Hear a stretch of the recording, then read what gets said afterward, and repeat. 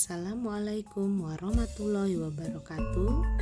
Kami kelompok 2 akan menyampaikan hasil dari modul 11A5 Ruang Kolaborasi tentang konteks sosiokultural di daerah yang sejalan dengan pemikiran Ki Hajar Dewantara.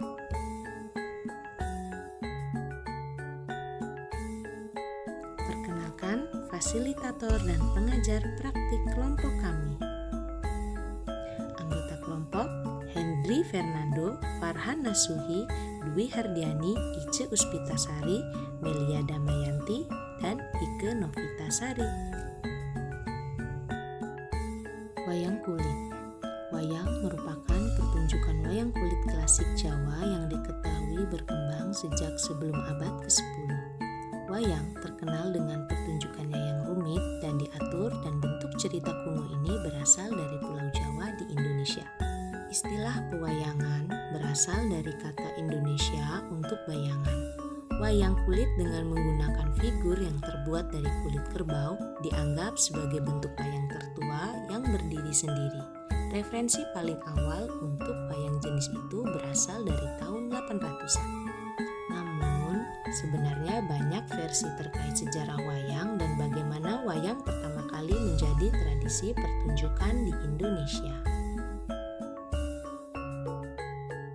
Meskipun tinggal di Provinsi Lampung, kesenian wayang bukanlah hal asing bagi warga daerah kami, Pringsewu. Lampung adalah salah satu daerah tujuan transmigran, jadi sudah sewajarnya banyak sekali pendatang-pendatang dari daerah lain yang menetap dan membudidayakan kesenian adat dari daerah asalnya.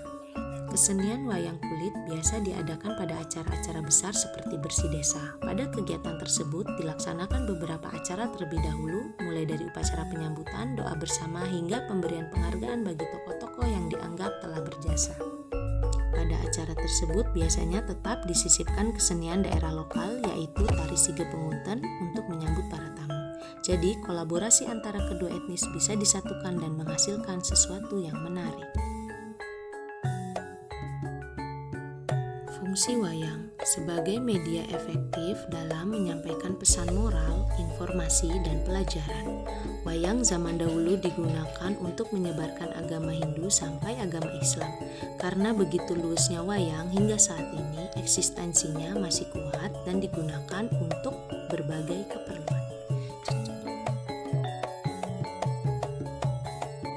Kekuatan sosiokultural menjadi proses menebalkan kodrat anak yang masih samar. Tugas guru adalah untuk menebalkan garis-garis yang masih samar itu agar menjadi jelas serta dapat memperbaiki lakunya supaya bisa menjadi manusia seutuhnya. Kesenian wayang juga tercermin hal-hal yang demikian. Tokoh-tokoh dalam pewayangan memiliki ciri-ciri tersendiri untuk dapat dijadikan suri tauladan bagi anak didik.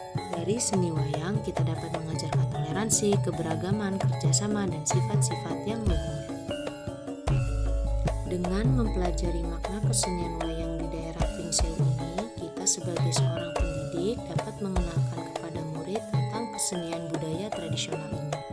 Di dalamnya terdapat nilai-nilai yang sangat bagus diambil dari setiap penokohan wayang yang ada, dapat diterapkan kepada pribadi anak didik maupun masyarakat.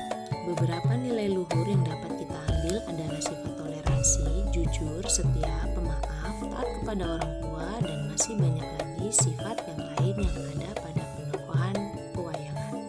Dan perlu kita terapkan pada anak didik sehingga dapat menjadi penguat karakter anak didik sebagai individu sekaligus sebagai masyarakat. Maka kelompok kami bersepakat dengan mempelajari makna seni wayang kulit, kita dapat mengenalkan kesenian tradisional sekaligus budaya yang terdapat nilai-nilai luhur dan suri tauladan di dalamnya, terutama dari sifat-sifat tokoh-tokohnya. Nilai luhur tersebut misalnya saling toleransi, saling menghargai, dan saling bekerja sama.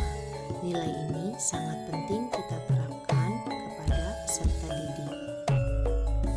Contoh konkretnya, kita dapat mengajak murid mengenal sifat-sifat wayang lewat tokoh-tokoh lain yang unik. Murid-murid diajak ke dunia pewayangan dalam aksi seru yang digawangi oleh sang guru, dan murid dapat diajak bereksperimen dengan menggambar karakter wayang yang paling mereka sukai. Daftar pustaka kami dalam mengerjakan tugas kali ini. Sekian hasil kolaborasi kelompok 2. kasih. Salam guru hebat, salam guru penggerak.